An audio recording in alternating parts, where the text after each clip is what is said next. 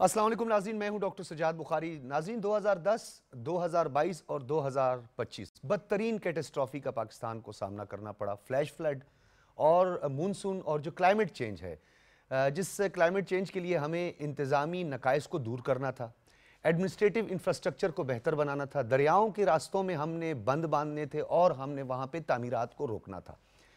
अब क्या लगी लिपटी बात करें कि हमारी बद इंतज़ामी, और बिलखुसूस मैं आज जिक्र करूंगा खैबर पख्तूनख्वा की हुकूमत, जिसकी बदतरीन बद इंतज़ामी, नाअहली और नाकामी जो है वो देखने में आ रही है। और एक तसलसल के साथ जिस तरह कहा जाता है कि खैबर पख्तूनख्वा में तीसरा टेनोर मिला है इस हुकूमत को, पीटीआई को, लेकिन उन्होंने वही किया, यानी अपने तल्ख तजर्बात से नहीं सीखा, और आज इन कीमती जानों के ज़िया पर सियासत की जा रही है।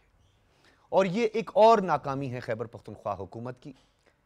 और इस बात का मैं नहीं कह रहा, बल्कि खैबर पख्तूनख्वा के अपने अरकान भी अब इस बात पर मजबूर हो चुके हैं कि जिस हुकूमत की प्रोविंशियल डिजास्टर मैनेजमेंट अथॉरिटी के पास हेलीपैड नहीं है, लोगों को रेस्क्यू करने के लिए रस्सियां नहीं है, रेस्क्यू का अमला नहीं है, और हैरत की बात तो यह है कि बार बार ठोकर खाने के बावजूद भी इतनी अदम दिलचस्पी मजीद कितने बड़े नुकसान का पेश खेमा साबित हो सकती है, इस पर आज हम बात करेंगे। और जो मानसून का ताकतवर स्पेल है उसका आगाज़ हो चुका है। मेट ऑफिस की बात करें या जो क्लाइमेटोलॉजिस्ट हैं या जो माहौलियात को समझते हैं, उन्होंने पहले से तंबीह की थी कि मानसून के पैटर्न बदल रहे हैं, साउथ से नॉर्थ और नॉर्थ से साउथ की तरफ जो है वो शिफ्ट हो रहे हैं वेदर, और शदीद बारिश हो सकती है, जालाबारी हो सकती है, फ्लैश फ्लड आ सकता है। लेकिन हमने इसके तदारुक के लिए कोई भी काम नहीं किया। लेकिन ये जिम्मेदारी है मिनासिल कौम पूरे पाकिस्तान की, और वफाकी हुकूमत इस हवाले से संजीदा इकदाम कर रही है। और हमेशा की तरह वज़ीर आज़म पाकिस्तान ने खुसूसी तौर पर इस हवाले से इजलास भी तलब किया, और वज़ीर आज़म ने 1 माह की तनख्वाह का ऐलान भी कर दिया है, जो कि अतिय तौर पर दी जाएगी। फिर पाक फ़ौज की अगर हम बात करें तो पाक फ़ौज हमेशा किसी भी कैटेस्ट्रॉफी में, किसी भी कुदरती आफात में पेश होती है। जिस तरह उनके रेस्क्यू के अमले ने, जिस तरह उनके हेलीकॉप्टर्स ने, आपने सोशल मीडिया पर भी देखा होगा किस तरह लोगों की जान बचाई। और ये उन लोगों के लिए भी पैगाम है जो पाकिस्तान की मुसल्लह अफवाज और आइनी इदारों के सरबराहान के खिलाफ गलाजत बकते हैं। ये उनके लिए भी एक बहुत बड़ा पैगाम है कि जब कैटेस्ट्रॉफी आती है, जब बदतरीन सैलाबी सूरत हाल होती है, तो उस वक्त आप बिलों में छुप जाते हैं, और फिर यही हमारी मुसल्लह अफवाज लोगों को रेस्क्यू करती है, सैलाब ज़दगान को राशन पहुँचाती है, उनके लिए शेल्टर्स का बंदोबस्त करती है। ये तमाम तर मामलात हैं जिसे आज ज़ेर बहस लाएंगे। इंतहाई अहम हमारे आज पैनलिस्ट हैं, मेहमान हैं। सबसे पहले मैं तारुफ़ करवाता चलूँ, सरदार मोहम्मद यूसुफ साहब हैं, वफाकी वज़ीर मजहबी उमूर और बैनुल मज़ाहिब हमांगी। आपका ताल्लुक़ पाकिस्तान मुस्लिम लीग नून से है। हज़ारा डिवीज़न में हमेशा सरदार साहब और इनकी फैमिली को लोगों ने मैंडेट दिया है, और हमेशा से उनको मैंडेट दिया है। ये इनकी जो इंतज़ामी जो इन्होंने इक़दामात किए हैं, या पॉलिटिकल तौर पर हम देखें या वहाँ के इंफ्रास्ट्रक्चर के हवाले से देखें, तो यही एक वजह है कि सरदार साहब को और इनकी फैमिली को हमेशा मौका दिया है खैबर पख्तूनख्वा की आवाम ने, बिलखुसूस हज़ारा डिवीज़न की। सरदार साहब, आपका बहुत बहुत शुक्रिया उनकी तशरीफ़ आवरी का। और उन्हीं के साथ डॉक्टर रुखसाना तारिक मौजूद हैं, माहिर माहौलियात हैं, और माहौलियात का क्या असर है, क्लाइमेट चेंज क्या है, किस तरह ग्लेशियर मेल्टिंग हो रही है, इस पर भी हम आपसे बात करेंगे। बहुत बहुत शुक्रिया डॉक्टर रुखसाना तारिक साहब। सरदार साहब, सियासत अपनी जगह पर, थोड़े से आदाद शुमार 2022 में $40 बिलियन का हमें नुकसान उठाना पड़ा। आपको याद होगा 15 जून से फिर अक्टूबर तक का ये एक पूरा पैटर्न था और सिलसिला था। और फिर अक़वाम मुत्तहिदा के सेक्रेटरी जनरल जो है वो ख़ुद यहाँ पे तशरीफ़ लाए, बल्कि 26 जुलाई 2010 को उस वक्त यूनाइटेड नेशन की जनरल सेक्रेटरी थी बां की मून, उन्होंने भी यही आदाद शुमार बताए थे $40 बिलियन के करीब। अब ये तादाद मज़ीद भी बढ़ सकती है, हमारी इतनी कैपेसिटी नहीं।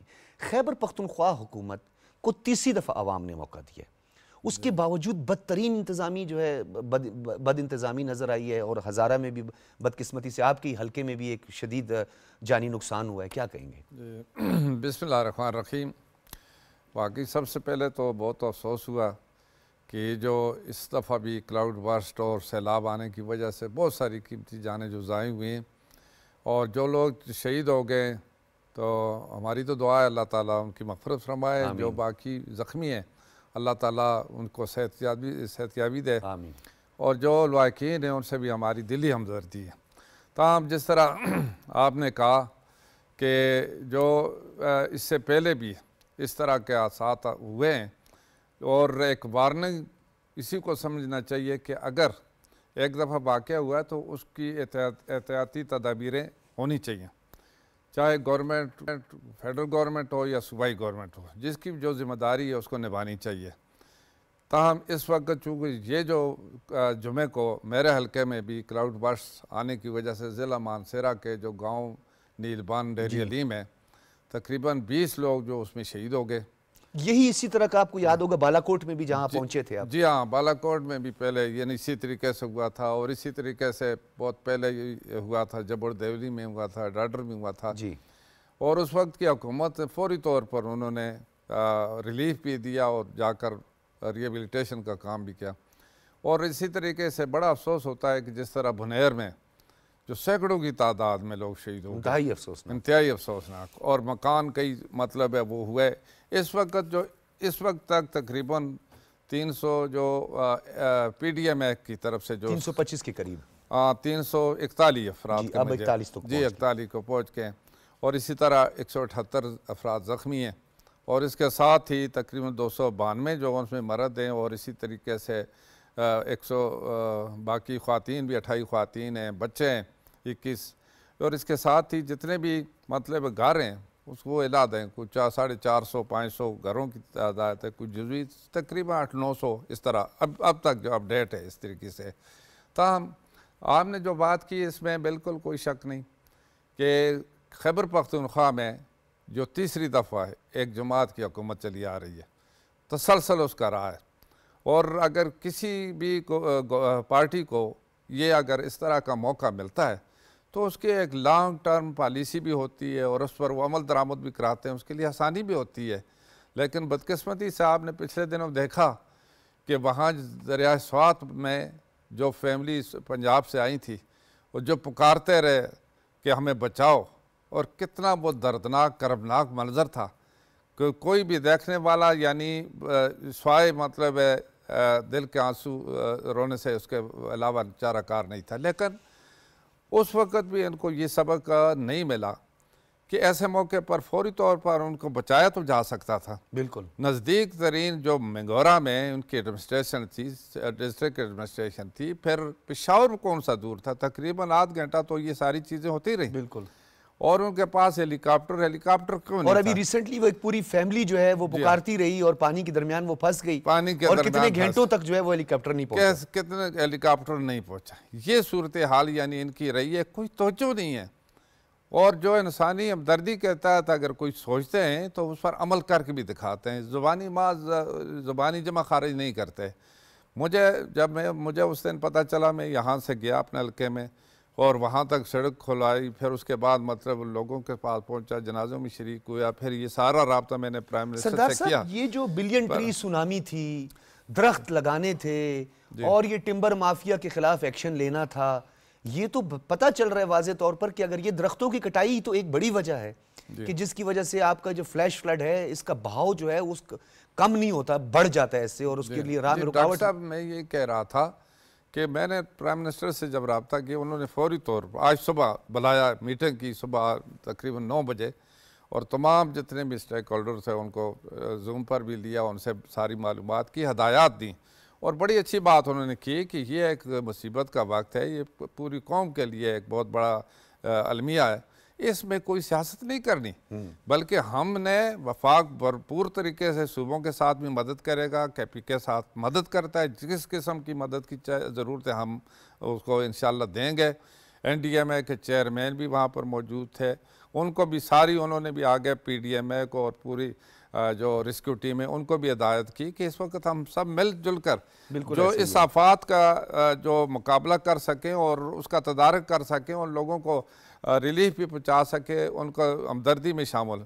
लेकिन जिस वक्त जी आपने बात सुनी तो मुझे इस पर बड़ा ही हुआ कि अभी भी हम ये समझते सियासत करते हैं कि सूबाई एक उनकी तरफ से चीफ मिनिस्टर की तरफ से आया कि हमें किसी मदद की ज़रूरत नहीं है, और उन्होंने आप अंदाज़ा लगाएं मेरे हल्के में लोग मरते रहे, लोग बेघर होते हैं बेघर होते रहे। भाई इस वक्त सारी दुनिया मदद करने के लिए तैयार है। बैरूनी अब सऊदी जो हादमे अरमान शरीफ हैं की तरह वलीयत की तरफ से आया कि हमारी कोई मदद की ज़रूरत है, दुनिया भर के दूसरे ममालिक से आए, तो यहाँ तो किसी को यानी ये नहीं सोचना चाहिए सियासत नहीं करनी चाहिए, सरदार साहब ये बल्कि इसके लिए हमने तो सबने मिलकर पूरे मुल्क के ऐसे लोगों के है कि जब अपनी पार्टी को चलाने के लिए बैरूनी फंडिंग आती है तो फिर ये नहीं देखा जाता कि किधर से फंडिंग आ रही है, कौन भेज रहा है, वहाँ पे सब जायज है और हलाल है। बिल्कुल, लेकिन यहाँ पाकिस्तानी अवाम अगर मदद करना चाहती है ख्याल नहीं रखा जाता। बिल्कुल सरदार साहब आपने सही कहा। लेकिन ये जो 3 दफा इनकी हुकूमत रही और आपने बजा कहा कि जो इन्होंने बिलियन ट्रीज का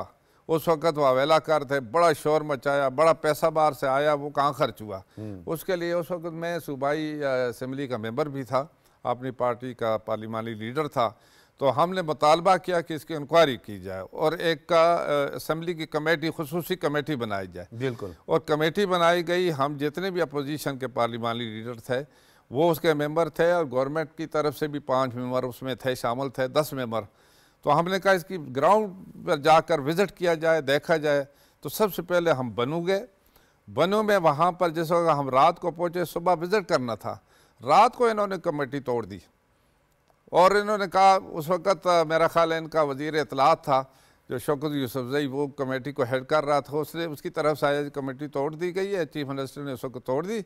और हम वहाँ जो मेंबर गए हुए थे, जो अकरम दुरानी साहब थे, खुशदिल खान थे और इसी तरीके से शरफसल खान, शरअज़म खान थे, हम वहाँ इंतज़ार। हमने जाकर देखा जो ग्राउंड पर जहाँ ये दावा करते थे कि 9000 कनाल पर इन्होंने प्लांटेशन की है, शजरकारी की है, हार्डी बड़ी मुश्किल से 700-800 कनाल पर उन्होंने की वो थी। तो एक्सपोज भी हो गए हैं सरदार साहब। मैडम मैं आपकी तरफ आऊंगा। तो ये सारी जो चीज़ें, वो जो स्कैंडल बना था, मुझे अफसोस इस बात का है कि उस पर इनकम नहीं हुई, उसके खिलाफ क्या कार्रवाई हुई। जो बिलियन ट्रीज के नाम है, बिलियन रुपए जो हासिल किए, कमीशन के दरवाजों को ताले लग जाएं, वहां पे क्या है? ये इसका होनी चाहिए जब तक ये चीज नहीं होगी। अच्छा डॉक्टर साहब, मैं जिस तरह सरदार साहब बात कर रहे थे, कुछ टेक्निकलिटीज हैं, आप बेहतर जानती हैं। एक तो हमने अभी सुना कि क्लाउड जो है वो ब्रस्ट भी होता है, बादल फट जाता है।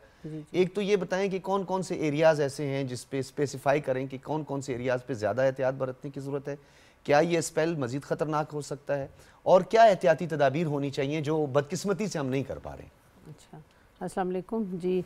क्लाउड बर्स्ट की एक नई मतलब एक जहद सामने आई है, जो कि इसकी पहले मैं डिफ़ाइन कर देती हूँ कि होता क्या है। क्लाउड वो जो थोड़े से लो हाइट पे होते हैं और उस पर यकदम कंडेंसेशन होती है, और ये एक क्लाइमेट चेंज का ही फेनामिना है। इसको ये नहीं कह सकते कि एक दिन में या 2 दिन में ये हुआ, क्योंकि हम साइंटिस्ट तो बहुत शुरू से ही कह रहे थे कि क्लाइमेट चेंज से ये इफ़ेक्ट्स होंगे।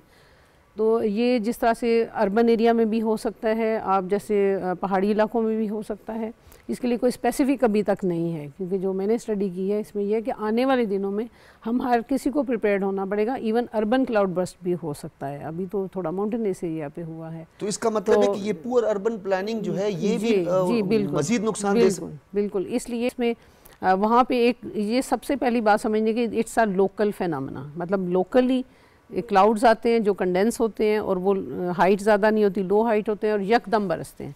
यकदम मीन्स कि इनको बर्स्ट को इस तरह नहीं कि कोई ब्लास्ट होगा या कुछ ऐसा नहीं है, लेकिन ये कंटिन्यूसली एक ही स्प्लैश में 4 इंचज़ या तकरीबन 150 या इस तरह 150 के अराउंड जब रेनफॉल मिलीमीटर्स हो जाती है, तो उसको हम एक स्प्लैश में जब होती है उसको क्लाउड बर्स्ट कह सकते हैं। मतलब ये नहीं को बरसता रहता है। पहले तो ये होता था कि हमारी झड़ी लग जाती थी, कि मतलब कंटिन्यूसली मानसून में एक वीक शुरू होती थी, नेक्स्ट वीक तक और स्लोली बारिश होती थी। अब ये को सारा स्पेल बंस हो जाता है, एक ही इवेंट में हो जाता है। अच्छा मैडम, ये बताइएगा कि हम जहाँ बात करते हैं अपने नॉर्दर्न एरियाज़ की बात करते हैं या जो हमारे शुमाली इलाका जाते हैं, अगर हम उनकी बात करते हैं, ज़्यादा जो है हमें इन दिनों में किन एरियाज़ को जो है वो ज़्यादा ख़तरे का सामना है? क्योंकि मेट ऑफिस तो खैबर पख्तूनख्वा, इवन के पंजाब का भी वो बता रहे हैं, सेंट्रल पंजाब भी इसकी जद में है और बलूचिस्तान का साउथ और नॉर्थ जो है वो भी इसके। ऐसा यही बात मैंने भी की कि हम किसी वक्त किसी जगह भी एक्सपेक्ट कर सकते हैं, क्योंकि लोकली कहीं पे भी जब एकदम वार्म एयर उठती है और थोड़ा क्लाइमेट में चेंज आता है तो वो कहीं भी हो सकता है, मतलब माउंटेन एरिया भी, पंजाब भी और सिंध में भी। अच्छा, ये कंसेप्ट भी अब खत्म हो गया कि दरियाओं के किनारे भी? हाँ, नहीं, ये भी नहीं, क्योंकि ऐसा कोई इसका तदारक नहीं है कि हम इस वक्त कहें कि हम कैसे रोक सकते हैं। हमें अब आना है मिटिगेशन और एडेप्टेशन की तरफ। मतलब मैं खुद भी जो रिसर्च, ये एडेप्टेशन जो है ये तो अब यूएन के सतह पर भी और क्लाइमेट रेजिलिएंट पॉलिसी जो है वो भी सामने आई थी। मिटिगेशन पॉलिसी और एडेप्टेशन ये है, मिटिगेशन ये है कि हम वी हैव टू थिंक कि अब उसको हमने टैकल कैसे करना है। हम ये प्रॉब्लम इसलिए हो रहा है कि हम जिस इलाके में हैं, हम समझते हैं कि ये बुनेर में हो रहा है या स्वात में हो रहा है, तो शायद यहाँ कोई इफेक्ट, हम रूटीन लाइफ गुजारे हैं, हालांकि हमें अलर्ट होना चाहिए। अब इस वक्त जो भी वहाँ हुआ है। जरा जाकिर साहब को इन्वॉल्व करता हूँ। जाकिर हुसैन साहब, ये बताइएगा कि थोड़ा सा गिलगित बल्तिस्तान की कुछ डायमेंशंस की बात कर लेते हैं, जहाँ पे ग्लेशियर मेल्टिंग के हवाले से क्लाइमेट रिजिलियंट पॉलिसी जो है वो भी हमने देखा कि फेडरल गवर्नमेंट की सतह पर भी जो है वो लागू की गई और बहुत सारे इकदाम किए गए। क्या गिलगित बल्तिस्तान हुकूमत ने वहाँ पे कुछ इंतजामी नकाइज को दूर किया है, और क्या पहले से कुछ एहतियाती तदाबीर किए हैं, या ये अनफॉर्चुनेट आप समझते हैं कि इसको एक्सपेक्ट नहीं किया जा रहा था ये जो सब हुआ है? शुक्रिया आपने मुझे लिया। गिलगित बल्तिस्तान आपको पता है कि ये एक ग्लेशियल प्लेट के ऊपर वाक़या है, और पोलर रीजन के बाहर जो सबसे ज़्यादा जो हजम है ग्लेशियर का, जिसमें आपके सोल्टोरो ग्लेशियर, डायापो ग्लेशियर, इस किस्म के हजारों ग्लेशियर यहाँ पाए जाते हैं। सबसे अनफॉर्चुनेटली ये होता है कि इसकी जो क्लाइमेट चेंज है उसके असरात यहाँ पे शदीद हैं, और कार्बन एमिशन में हमारा 0.08% हमारी कंट्रीब्यूशन नहीं है, लेकिन unfortunately we are the worst victim of this climate change. तो हमने अपने कई गवर्नमेंट ऑफ बलूचिस्तान में भी कोशिश की है अपने जो बजट में से छोटे छोटे जो प्रोजेक्ट हैं कि 8 करोड़ से वो भी रखे हैं, और इसी तरह यहाँ पे जो दीगर यूएनडीपी की तरफ से भी हिफाजती जो बंद वगैरह बांधे गए। लेकिन आपको पता है जब क्लाइमेट चेंज का जो असर है तो इतना शदीद होता है, उसके सामने कोई भी प्रोटेक्ट, हाँ, कुदरती आफात के सामने तो जाकिर हुसैन साहब कोई भी नहीं टिक सकता, नो डाउट, ये बात आपकी बिल्कुल ठीक है। ये बताएं कि क्या जो डिजास्टर मैनेजमेंट अथॉरिटी आपकी वेल इक्विप्ड है? क्या इंतजामिया की हेल्प से जो है ये डिस्ट्रीब्यूशन का अमल होता है, रेस्क्यू का अमल होता है? जरा थोड़ा इस पे रोशनी डालें। जी बिल्कुल, आप सही कह रहे हैं। आपको पता है कि गिलगित बल्तिस्तान एक इंतजामी लिहाज से इसके जो वसाइल है बहुत महदूद है। चाहे आप मशीनरी की बात करें या HR की बात करें, तो यहाँ पे मसाइल तो हैं, इससे हम वो सर नजर नहीं कर सकते हैं। लेकिन हम फेडरल गवर्नमेंट ने पहले भी हमारे साथ मदद की है और अभी भी हमको उम्मीद है कि जो भी मशीनरी के हवाले से, HR के हवाले से जो मसाइल दरपेश होते हैं वो हम वफाकी हुकूमत के इल्म में भी लाते हैं और वो हमें मदद भी करते हैं। तो हम ये कहेंगे कि आगे लॉन्ग टर्म पॉलिसी में ये जो अनफेडरल टूरिज्म है, जैसे क्लाइमेट के ऊपर असरात होते हैं, इसकी भी देखने की जरूरत है। बॉर्डर उसमें दूसरा हमें जोनिंग करने के लिए जो सिस्टम होगी उसके लिए भी हमें गवर्नमेंट की तरफ हमें देखना होगा। ठीक है, वसाइल वहाँ से आते हैं। ठीक है जाकिर हुसैन साहब, आपका बहुत बहुत शुक्रिया, आपने तफसीलात से आगाह किया। बल्तिस्तान के डिज़ास्टर मैनेजमेंट अथॉरिटी के आप DG हैं, और आपने ठीक कहा कि कुछ इंतज़ामिया की मदद से और कुछ इंतज़ामी नकाइज को दूर करके हालात पे कुछ हद तक काबू भी पाया जा सकता है। इरफान काठिया साहब ने हमें ज्वाइन किया है, आप भी DG हैं पंजाब डिज़ास्टर मैनेजमेंट अथॉरिटी के, और डेफिनेटली पंजाब के हवाले से भी जो है वो प्रेडिक्शन सामने आ रही हैं। इरफान काठिया साहब, बहुत शुक्रिया। जी थैंक यू वेरी मच। बहुत शुक्रिया। इरफान काठिया साहब, कितना तैयार हैं, कितना आप वेल इक्विप्ड हैं, किस तरह की एहतियाती तदाबीर इख्तियार की गई हैं, अवामुन नास को किस तरह ये पैगामात का सिलसिला इंतजामिया के जरिए दिया जा रहा है, वेबसाइट पे दिया जा रहा है, और कौन कौन से एरियाज को स्पेसिफाई किया है जहां पे खुदा न ख्वास्ता कोई कैटास्ट्रॉफी या कोई बदतरीन सूरत हाल पैदा हो सकती है? जी ओवरऑल अगर पंजाब की इस वक्त बात करें तो पंजाब में जो 7वां स्पेल है वो पूरे मुल्क की तरह पंजाब में भी वक्फे वक्फे से बारिश हो रही है, और हमारी जो दरियाओं की सूरत हाल है इस वक्त, हमारे जो दोनों बड़े दरिया हैं, खासतौर पे इंडस की मैं बात करूंगा, इंडस में पिछले 8 से 10 दिन से मीडियम फ्लड की सिचुएशन पंजाब में चल रही है। और इसी तरीके से क्योंकि तरबेला डैम भर चुका हुआ है तो वहां से पानी का अखराज हो रहा है, और कंटिन्यूसली हम मीडियम फ्लड की सिचुएशन को का सामना है। इसी तरह हमें लुज में भी, क्योंकि इंडियन डैम्स जो पोंग और बाखड़ा डैम्स हैं वो भी 80 to 85% भरने की वजह से वहां से भी अब पानी का बहाव वो मीडियम, लो से मीडियम की तरफ, जिसमें डिस्ट्रिक्ट कसूर और नीचे बाकी सारे डाउन द लेन डिस्ट्रिक्ट जो हैं वो उससे मुतासिर हो रहे हैं। और तीसरा, अभी जो मोस्ट रीसेंट फिनोमेना है, हमें अपर कैचमेंट्स में बारिशों की वजह से और जम्मू में बारिशों की वजह से हमारा जो रावी में इस वक्त पानी का बहाव बहुत बड़ा हुआ है, और पिछले 24 घंटे से पंजाब और पाकिस्तान में जहां पानी हमें रिसीव होता है। अच्छा इरफान काटिया साहब, ये बताइएगा कि माहिरीन ये समझते हैं कि इस वक्त अर्बन क्लाउड ब्रस्ट होने के इम्कानात भी बहुत ज्यादा हैं, पंजाब को हिट कर सकते हैं, तो इस हवाले से जरा बताइएगा कि क्या मालूमात है आपके पास? जी बिल्कुल, ये आपने देखा 2-3 दिन पहले जिस तरीके से खैबर पख्तूनख्वा में ये इस फिनोमेना के पेश नज़र जो तबाही हुई, और आज भी सवाबी में जिस तरीके से रेनफॉल हुआ, तो पोटोहार रीजन हमारा भी उस हिसाब से वल्नरेबल है। और हमने इसलिए के लिए चीफ मिनिस्टर पंजाब की स्पेशल डायरेक्शंस पे तमाम जरूरी इकदाम को इंश्योर कर लिया है।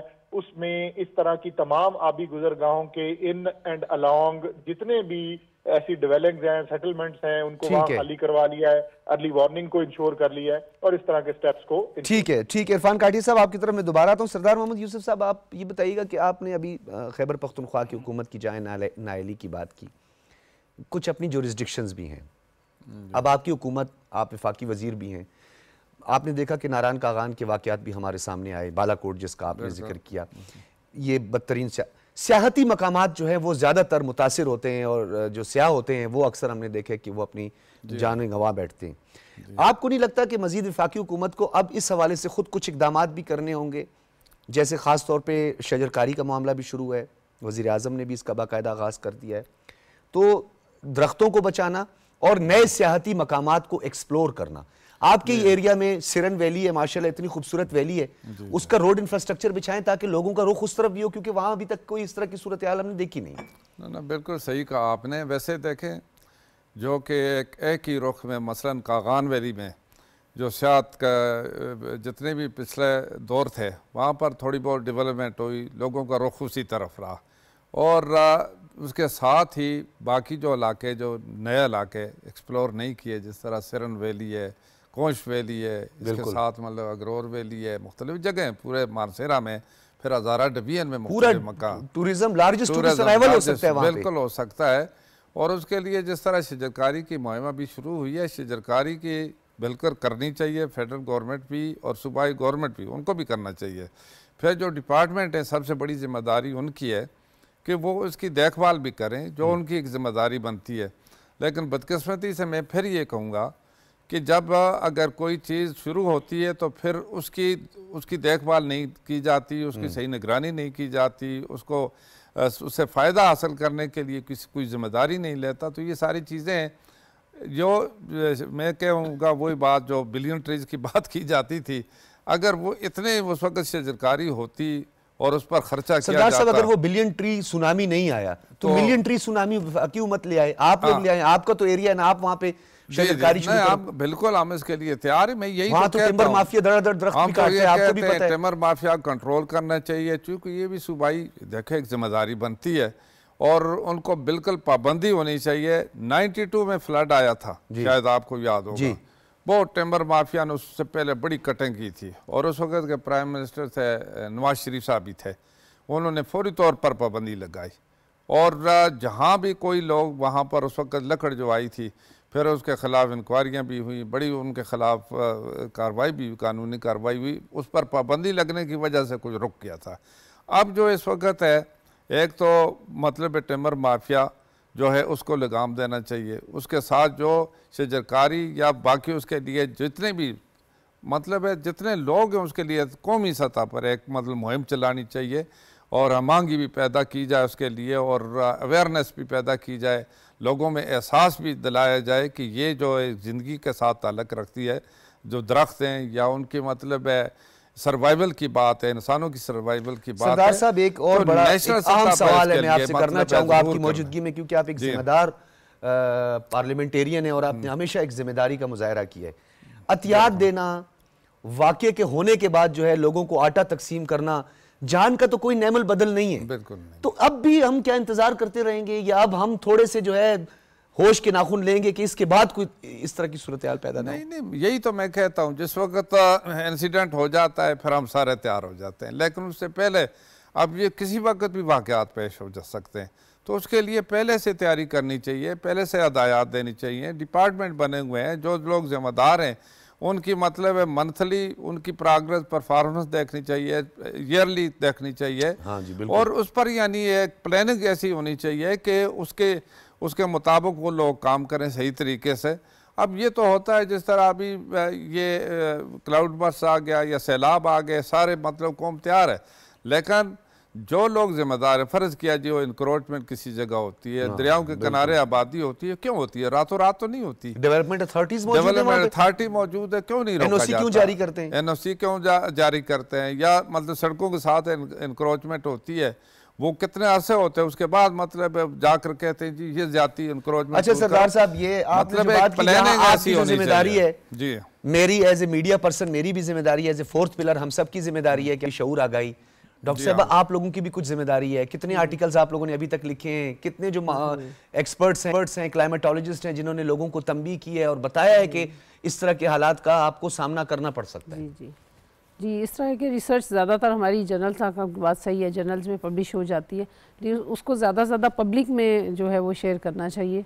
और कोशिश तो हम करते हैं कि उसको उर्दू में ट्रांसलेट करें, या हम बच्चों को या स्टूडेंट जो रिसर्च कर रहा है वो जाके कहीं पे पेश कर दे, और पब्लिक को ज़्यादा से ज़्यादा बताना चाहिए। हम अपने लेवल पे तो कर रहे हैं। निसाब में इसके शामिल होना कितना ज़रूरी है? सर निसाब में बहुत ज़रूरी है। फॉरेस्ट्री की जो बात करें, शजरकारी की, जब बचपन से हमें पढ़ाया गया, लेकिन उस पर आप इस वक्त देखें यूनिवर्सिटीज़ के अंदर कितनी यूनिवर्सिटीज़ में फॉरेस्ट्री पढ़ाई जा रही है और किस डिपार्टमेंट कितने जगहों पर है। मैं खुद क्योंकि पाकिस्तान फॉरेस्ट इंस्टीट्यूट पेशावर से पढ़ा, मुझे पता है KPK के सारे हालात पता है, और एक एक जंगल हमने जाके देखा है, तो उसमें क्या सूरत हाल होती है और शजरकारी कितनी की गई है, बिल्कुल की ही नहीं गई। क्योंकि अगर दरख्त लगाए जालियन ट्री सुनामी होता तो आज ये सूरत हाल ना होती। फॉरेस्ट रिजर्व एरियाज होते हैं, उसमें भी पहुंचा हुआ है। और सबसे बड़ी वजह फ्लड की यही है कि जो दरख्त हैं वो रूट्स उनकी कैप्चर करती हैं। ये जो बड़े बड़े पत्थर आ रहे हैं बहते हुए पानी के साथ, ये साफ बता रहे हैं कि पीछे कटिंग की गई और पीछे दरख्त खत्म कर दिए गए हैं। और दूसरा जैसे अल्पाइन जोन है हमारा, जैसे बाबूसर है, उसको हम रेंज लैंड या अल्पाइन चरागाहें हैं, वहाँ पे घास होनी चाहिए, वहाँ पे बाकायदा प्लानिंग के साथ मैनेजमेंट करनी चाहिए और वो हर वक्त कवर्ड होनी चाहिए। तो कोई भी सैलाब, क्योंकि सीपेज वाटर ज़्यादा होना चाहिए, पानी जब बारिश, चाहे क्लाउड बर्स्ट हो, अगर नीचे थिक फॉरेस्ट होगा, वेजिटेशन होगी, चाहे घास है, चाहे हर्ब्स हैं, श्रब्स हैं, जो भी है, तो वो पानी को अंदर सीपेज करेंगे और रन एब्जॉर्ब करेंगे, रन ऑफ वाटर कम होगा।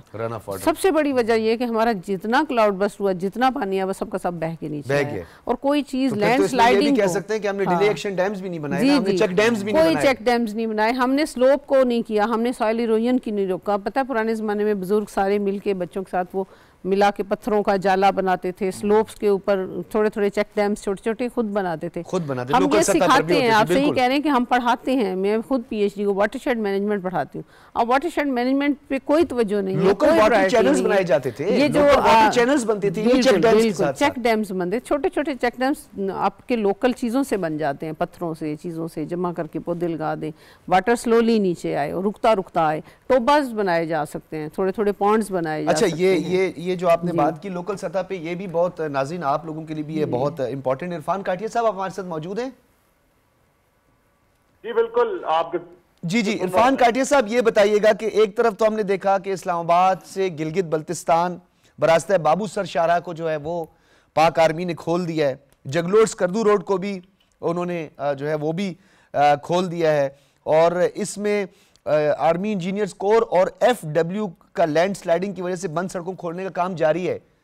जो हमारी अवाम की निगाहें हैं, देखिए एक तो रेस्क्यू का काम हमेशा आर्मी करती रही है, कुदरती आफात में पेश रही है, अब अपनी उन्होंने भारी जिम्मेदारियां छोड़कर इस जिम्मेदारी को अपने कंधे पे लिया है। तो 2008 से लेकर अब तक आपकी जो कोशिशें अपनी जगह पे मौजूद हैं, कुछ ये भी बताएं ना सर, कहाँ गैप है, कितनी आपको मजीद किस चीज की जरूरत है, कहाँ कहाँ हमारी कमियां कोताहियां हैं जिसकी वजह से हमें इतना नुकसान उठाना पड़ता है? जी, इसमें मैं यही कहूंगा कि क्लाइमेट चेंज जो है ये अब ज्यादा मिथ नहीं रह गई और एक रियलिटी की शक्ल इसने इख्तियार कर ली है। और ये किसी एक अदारे का या गवर्नमेंट का शायद प्रोविंशियल लेवल पे ये उसके बस का काम ना हो। इसमें सोसाइटल चेंजेस की जरूरत है। अभी जैसे बात हो रही थी कि फॉरेस्टेशन की जरूरत है। हमें इस तरह की जो स्ट्रक्चरल मेजर्स हैं जिनमें चेक डैम्स, डिले डैम्स, ये सारी चीजें, रिटार्डिंग बेसन, ये सारी वो चीजें हैं कि जिनको अब हमें करना पड़ेगा। और पंजाब गवर्नमेंट की अगर मैं बात करूं तो पिछले 2 फाइनेंशियल ईयर से जितने भी बड़े हमारे शहर हैं, जिसमें खासतौर पर लाहौर की मैं अगर बात करूं तो जितने उसके हॉटस्पॉट्स थे वहां पे अंडरग्राउंड स्टोरेजेस बने। और अब ये जो अर्बन फ्लडिंग का फिनोमेना है ये लाहौर में तकरीबन ना होने के बराबर है। 200 मिलीमीटर बारिशें भी इस सीजन में 2 दफा हुई, लेकिन life was back to normal within next 4 to 6 hours. तो इस तरह की वो लॉन्ग टर्म मेजर्स हैं जिनको इंश्योर करना पड़ेगा ताकि क्लाइमेट चेंज के इन असरात से मुस्तकबिल में बचा जा सके। बहुत शुक्रिया इरफान काटिया साहब हमारे साथ मौजूद थे। सरदार आपकी तशरीफ आवरी का बहुत बहुत खुसूसी हम शुक्रिया अदा करते हैं। सरदार मोहम्मद यूसुफ साहब वफाकी वज़ीर मजहबी उमूर हमारे साथ मौजूद थे और उन्होंने अपने हल्के के हवाले से वफाकी हुकूमत की जिम्मेदारियों के हवाले से हमें आगाह किया। और डॉक्टर रुखसाना तारिक साहिबा ने हमें माहौलियात के हवाले से, इस क्लाइमेट चेंज के हवाले से ये क्या होता है, किस तरह हम इससे बच सकते हैं, अपनी माहिराना राय आपके सामने रखी। नाज़रीन एक बात मैं यहाँ पे ज़रूर कहूँगा, सियासत होती रहेगी जब जानें बचेंगी। ज़िंदगी की बका सबसे पहले है। खैबर पख्तूनख्वा की बात हो, बलूचिस्तान की बात हो, बलूचिस्तान ने भी बदतरीन कैटास्ट्रॉफी का सामना किया है। वहाँ के इंफ्रास्ट्रक्चर का बहुत ज़्यादा बिल्डिंग कोड की वायलेशन है। खैबर पख्तूनख्वा में एक बिल्डिंग कोड की वायलेशन हो रही है। अगर इकदाम पंजाब हुकूमत करती है, आपको पता है कुछ सियाती मकामात पे पंजाब हुकूमत ने जब एक्शन लिया, इंक्रोचमेंट का खात्मा किया, तो उसके खिलाफ भी एक मुहिम खड़ी हो गई। तो सबसे पहले जानें बचाएं। जब आप जान बचाएंगे तो माल भी आपका महफूज होगा, यानी आप तिजारत भी कर सकते हैं, आप ट्रेड भी कर सकते हैं, आप सियासत भी कर सकते हैं, आप सहाफ़त भी कर सकते हैं, आप कमा भी सकते हैं। लेकिन जब जाने ही नहीं बचेंगी, और ख़ास तौर पे उन लोगों से हमारी गुजारिश है जहाँ जहाँ हमारी आवाज़ पहुँच रही है कि अगर आप दरियाओं के रास्ते में हैं या कहीं पे आपको ऐसा लगता है कि आज से कई 100 साल पहले या कई साल पहले भी यहाँ से पानी गुजरा है, तो एहतियात बरतें। कुछ दिनों के लिए आप वो जगह छोड़ दें और अपनी मदद आपके तहत जिस तरह लोग काम कर रहे हैं, तो आज भी ये जज्बा मौजूद है। लेकिन अगर यही सिलसिला रहा तो ये जज्बा कहीं मान ना पड़ जाए। ब्रेक लेते हैं और ब्रेक के बाद बलूचिस्तान के अंदर दहशतगर्दी के वाक़यात में इंस्टीट्यूशनलाइज्ड यानी इंस्टीट्यूशंस की मदद लेकर, इंस्टीट्यूशन में बैठकर और फिर मुताला पाकिस्तान जैसे सब्जेक्ट की स्पेशलिटी लेकर और फिर इस तरह लोगों को गुमराह किया गया, कैसे ये गिरफ्तारी अमल में आई है और कितनी बड़ी ये डेवलपमेंट, इस पर बात करेंगे एक ब्रेक के बाद।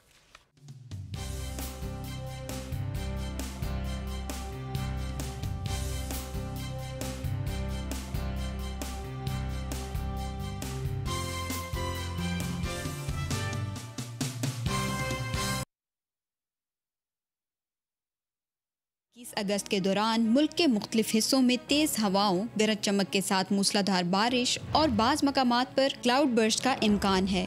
इस दौरान बरसाती नालों में तुग़यानी, नशेबी इलाके ज़ेर-ए-आब आने और पहाड़ी इलाकों में लैंड स्लाइडिंग का खदशा है।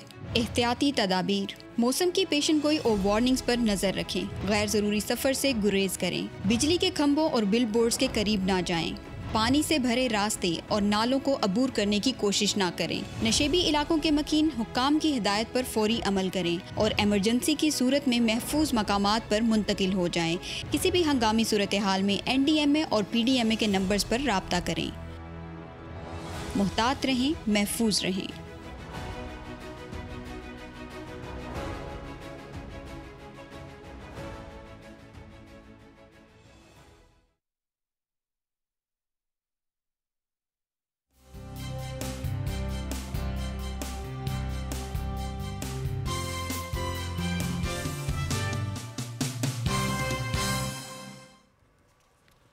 वेलकम बैक नाज़रीन। बलूचिस्तान में एक बहुत बड़ी डेवलपमेंट हुई है और बड़ी एक अहम गिरफ्तारी हुई है और इसी हवाले से वज़ीर आला मीर सरफराज बुगटी ने एक बड़ी अहम प्रेस कॉन्फ्रेंस भी की है। उन्होंने बताया कि दहशतगर्दों ने और बिलखुसूस जो गिरफ्तारी हुई है डॉक्टर ने, अगस्त में बच्चों को निशाना बनाना था और 14 अगस्त का ये जो हमारा त्यौहार होता है या जो हमारा जज्बा होता है उसको मान या उसको नुकसान पहुँचाने की कोशिश की गई। ये आप स्क्रीन पर भी देख रहे होंगे।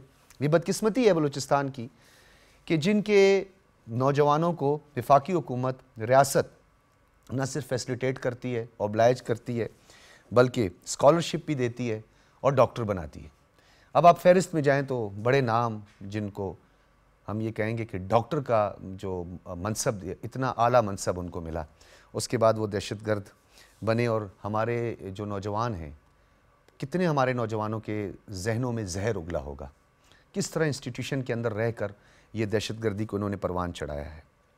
डॉक्टर उस्मान काजी बलूचिस्तान की एक बड़ी नामवर यूनिवर्सिटी है, निजी यूनिवर्सिटी है, उसके ये लेक्चरर हैं, पढ़ाते हैं, उस्ताद जिन्होंने मुस्तकबल का तयन करना होता है, बच्चे से फ्यूचर प्रोड्यूस करवाना होता है, लेकिन ये उनको दहशतगर्द बना रहे थे, खुदकुश जैकेट्स पहनवा रहे थे और इन्होंने एतराफ़ भी किया है। अब वो कह रहे हैं कि मैं शर्मिंदा हूँ, मैं गद्दारी का मुर्तकिब हूँ। अब इस शर्मिंदगी का क्या फ़ायदा है? बड़ी अहम ये गिरफ्तारी है और इन लेक्चरर साहब का ताल्लुक़ तुर्बत से है। वज़ीर आला बलूचिस्तान रह चुके हैं डॉक्टर अब्दुल मालिक बलोच साहब, उनका ताल्लुक़ भी तुर्बत से है। तुर्बत ने, पंजगूर ने, मंद ने, तुम्प ने, अवरान ने ऐसे ऐसे सपूतों को जना है जिन्होंने पाकिस्तान की तामीर और तरक्की में काम किया। और दूसरी तरफ ये दहशतगर्द, अब ये इस पर मैं क्या कहूँ, दिल के आंसू होता है। हमें मेहमानों ने जो ज्वाइन किया है उनका तारुफ करवाते चले। Major general retired doctor Mohammad Samrez Salik साहब हमारे साथ मौजूद हैं, डिफेंस एनालिस्ट हैं। बहुत शुक्रिया जनरल साहब, आपने हमें वक्त दिया। इस्लामाबाद स्टूडियोज़ में कुर्बान बलोच साहब हमारे साथ मौजूद हैं, सीनियर साफ़ी हैं, तज्ज़ियाकार हैं। कुर्बान बलोच साहब आपका भी बहुत बहुत शुक्रिया। जनरल साहब, जहाँ हम प्रॉक्सीज़ की बात करते हैं, बलूचिस्तान के अंदर 30 से ज़्यादा हॉस्टाइल इंटेलिजेंस एजेंसीज़ का एतराफ़ 2013 में होता है। अब तक जो हमने ऑपरेशंस किए, इंटेलिजेंस बेस्ड ऑपरेशंस, क्योंकि स्कैटर्ड पॉपुलेशन है, इस गिरफ्तारी को आप कितनी बड़ी अहम गिरफ्तारी समझते हैं? और इंस्टीट्यूशंस के अंदर रहकर अगर असातिज़ा जो है वो ये लिबादा ओढ़ के दहशतगर्दी का और लोगों के ब्रेन वॉश करें, तो ये कितना नुकसान हो सकता है बलूचिस्तान के नौजवानों के लिए और बिलखुसूस जो बेरोजगार नौजवान हैं? Thank you very much. सबसे पहले आपका शुक्रिया कि आपने मुझे अपने प्रोग्राम में लिया। डेफिनेटली बहुत बड़ी कामयाबी है ये।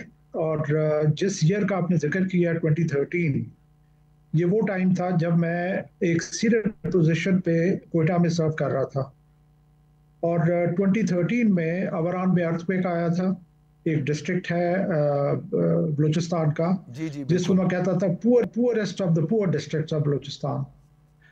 We were the first respondent. हम उधर गए और वहाँ पे जो हमने देखा था वो यही था कि स्कूलों में रेवोल्यूशनरीज पढ़ाए जा रहे थे, लाइक ची गुवेरा एंड हू ची मिन।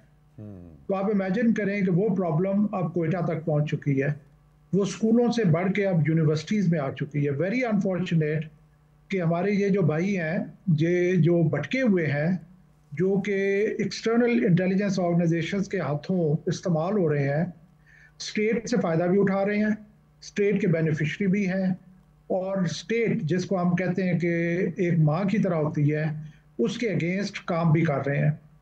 तो एक तरफ तो बहुत बड़ी कामयाबी है। मैं यहाँ पे एक और चीज़ का जिक्र करना चाहूँगा। मुझे वो टाइम याद आ रहा है कि 2014 इसी तरीके से 14 अगस्त की शाम को जो टेररिस्ट थे उन्होंने प्लान किया कि दो जो एविएशन बेसेस हैं कोयटा में, एक खालिद एविएशन बेस जो आर्मी का, जी मुझे भी याद है सर, ये बिल्कुल आप ठीक कह रहे हैं।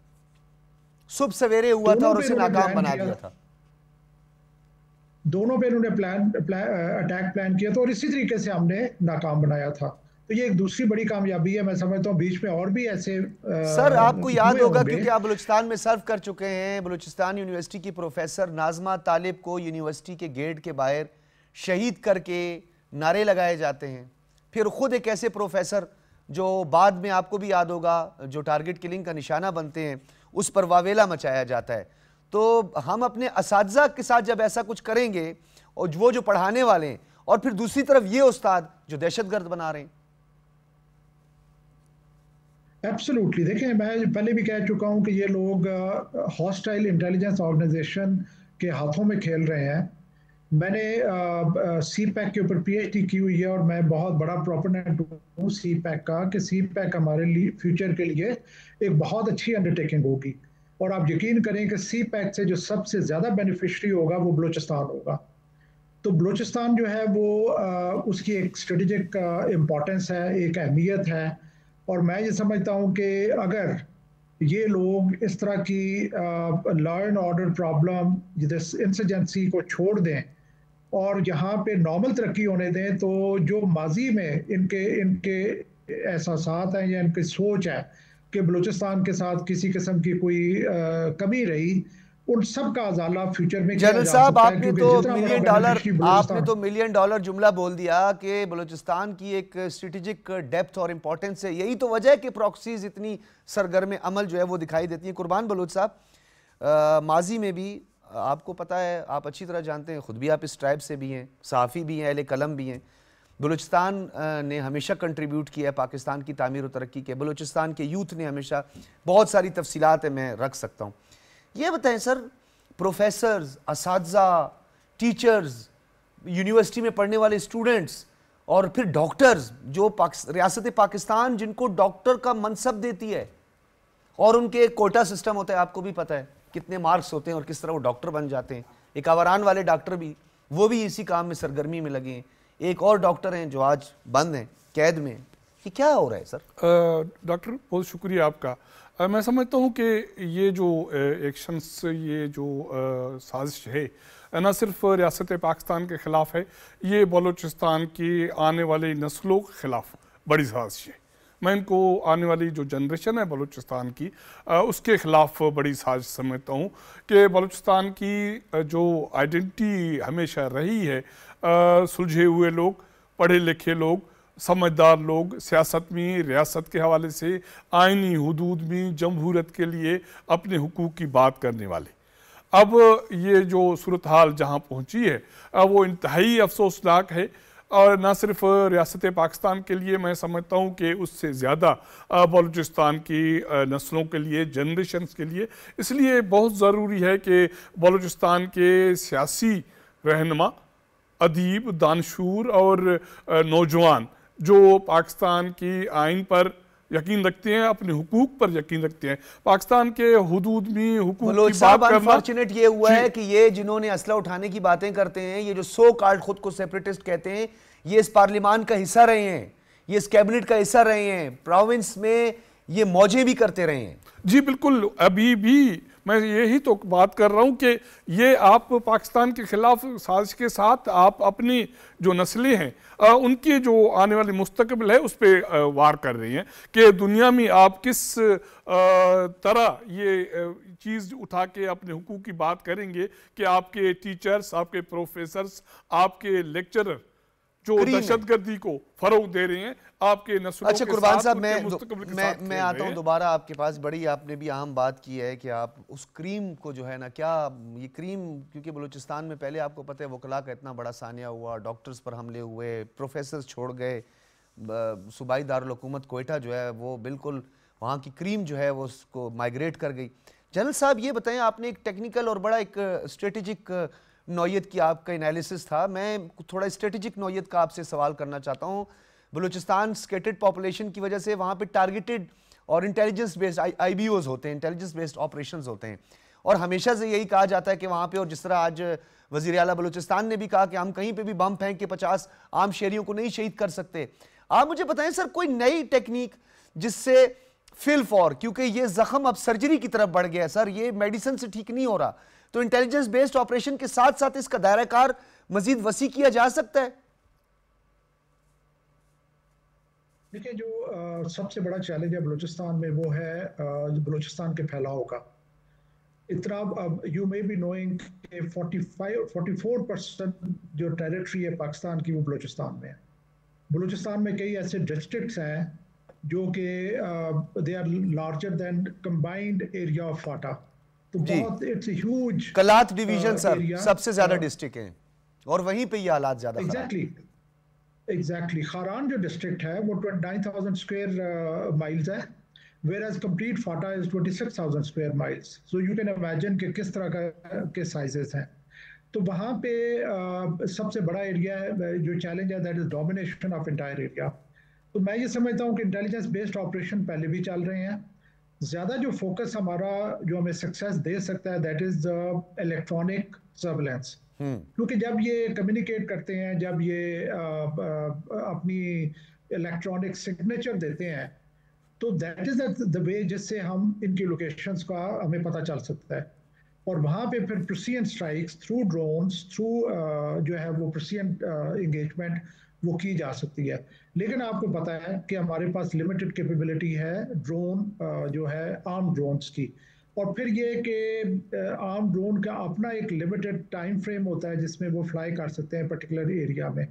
तो चैलेंजेस हैं, इसमें कोई शक नहीं है, लेकिन मैं ये समझता हूँ कि ये जो आज की सक्सेस आप देख रहे हैं, इसके साथ बाकी भी आप देख रहे हैं कि जनरल साहब क्या नेवीज की तादाद बढ़ा के या एफसी की तादाद बढ़ा के, क्योंकि एफसी एहलकार नजर आते हैं बलूचिस्तान की बिखरी हुई आबादी में, बहुत कम तादाद होती है, उन पर हमला होता है, चारों अतराफ से उन पर हमला होता है, तो वहां की जो मकामी पुलिस जिसे लेवीज कहते हैं और एफसी, क्या इसकी तादाद बढ़ाकर भी कुछ हालात पे काबू पाया जा सकता है? क्योंकि गैर मामूली हालात हैं तो कुछ गैर मामूली फैसले भी तो करने पड़ेंगे।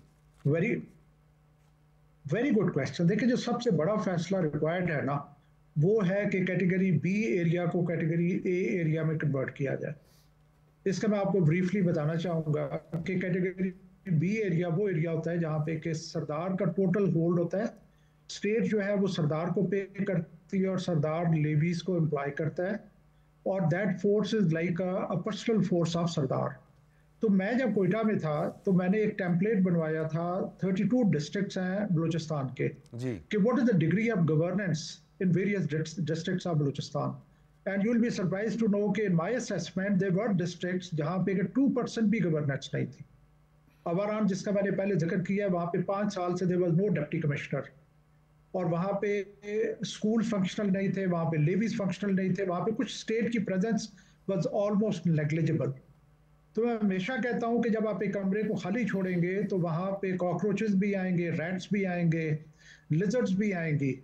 जब स्टेट वहाँ पे कुछ एरियाज में अपनी असर्टिवनेस नहीं कर सकेगी, इंश्योर नहीं कर सकेगी, तो फिर लेवीज, फिर एफसी, फिर army can never be sufficient. ये सारी चीजें they have to be in tandem with each other.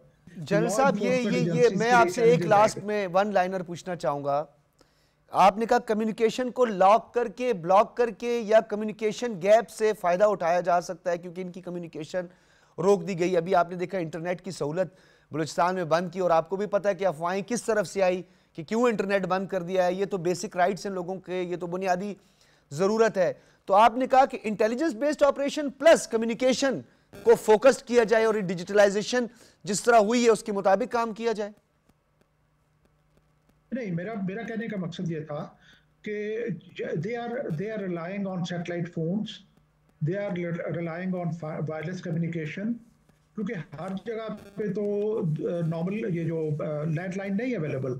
तो जब भी ये उस तरह के फोन्स को यूटिलाइज करते हैं तो वो एक सिग्नेचर जनरेट करते हैं जिससे कि उनकी लोकेशन पिक की जा सकती है। ठीक है, तो ये वो मैं उस पॉइंट ऑफ व्यू से कह रहा था कि इस कम्युनिकेशन, जो उनकी कम्युनिकेशन एक दूसरे के साथ होती है, ठीक है, उसको एक्सप्लॉइट करते हुए हम टारगेट वो जो है ना वो। बहुत शुक्रिया major general retired doctor Mohammad Samrez Salik साहब, दिफाई तज्जिया का अहम आपने बात की। वन लाइनर में कुर्बान बलूच साहब आपसे पूछूंगा, हमारी जिम्मेदारियां क्या हैं?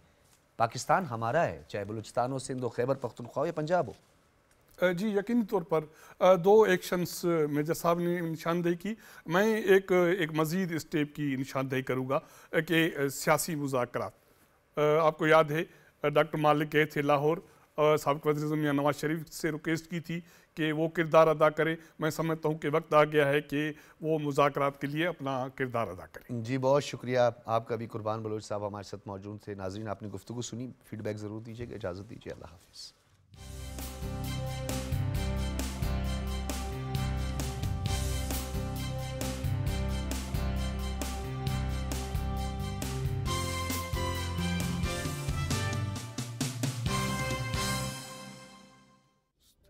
हर वक्त, बार वक्त